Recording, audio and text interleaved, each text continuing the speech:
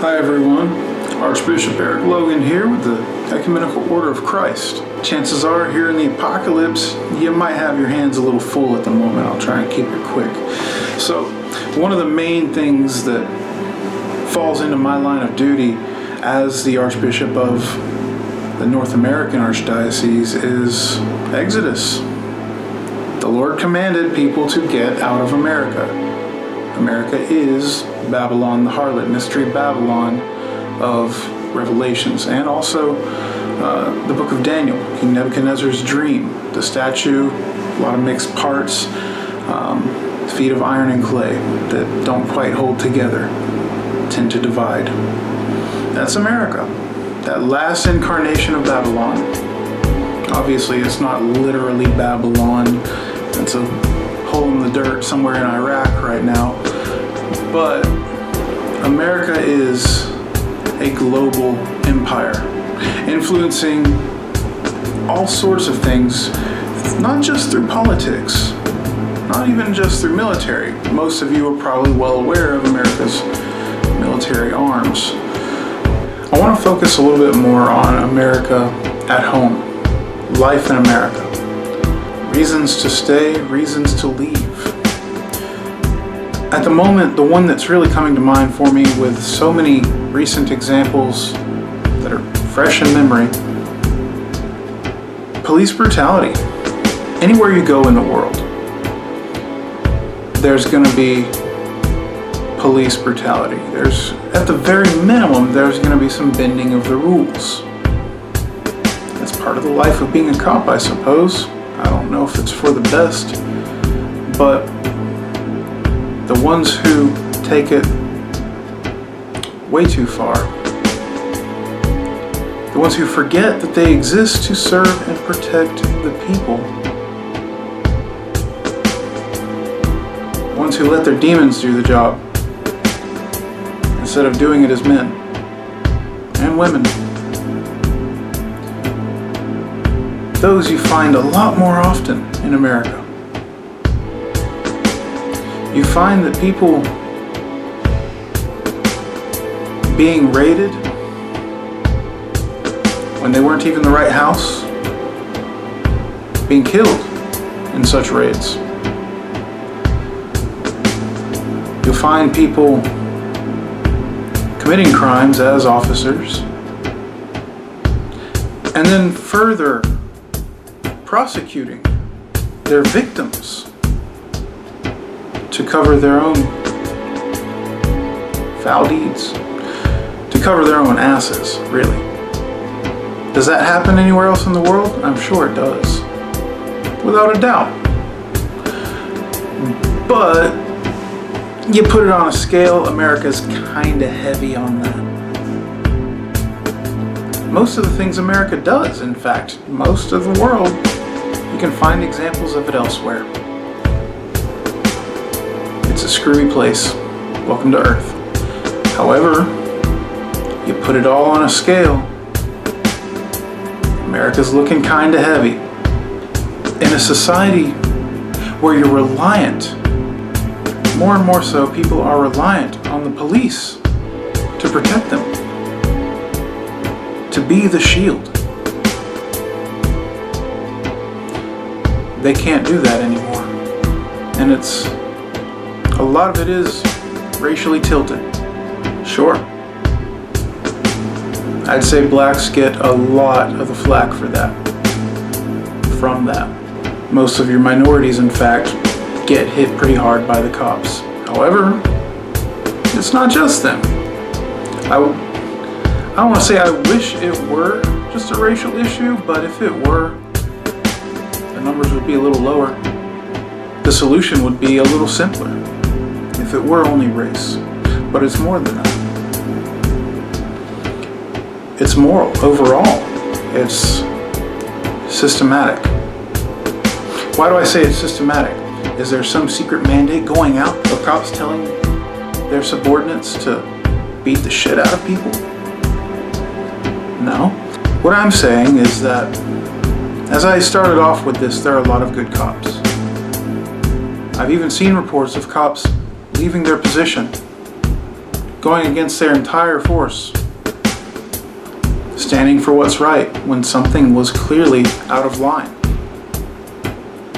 standing for the truth. Yeah, there are good cops. However, the vast majority of just regular, not too good, not too terrible, not especially, mostly good people, well-meaning people, will still stand with the one who's crossing the line.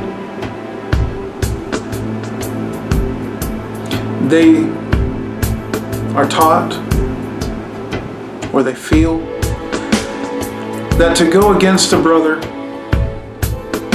in that blue line, to go against a brother would be disloyalty to the force. I challenge that logic. I understand that in any remotely military type unit, and yeah, I say military, a lot of people hate the fact that the police are militarized. They are. It's a result of conflict. In any unit that deals with physical conflict, violence,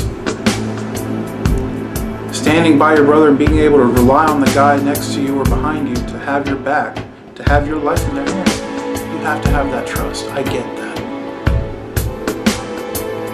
But when that guy beside you kills a handcuffed man, assaults a handcuffed suspect, if they even are a suspect, when you hear them in court saying, "I feared for my life," when there was nothing to fear, and you know there was nothing to fear, don't lie to yourself. Soldiers in Afghanistan and Iraq are held to higher standards of determining who is a combatant. So, you don't really have that excuse to play. When you see your brother or sister crossing the line that you swore to defend and you don't defend it from them, you betray your force. You are now complicit. And I said it was systematic. What happens when you go against that conditioning to stand with a traitor? Frankly, that's what it is. When you stand with someone who is betraying your entire force by their actions. Often enough, the rest of the force will turn on you. You'll be a pariah. It's happened numerous times. As a pariah, superiors have to also stand by their people and cast you out. Make your life hard. Tell you to do the right thing. With a loss of perspective on what exactly that is. So, yeah, it's systematic. Because the entire system, whether deliberately or not, it is what it is. It makes the real right move, doing the real right thing, it makes it that much harder.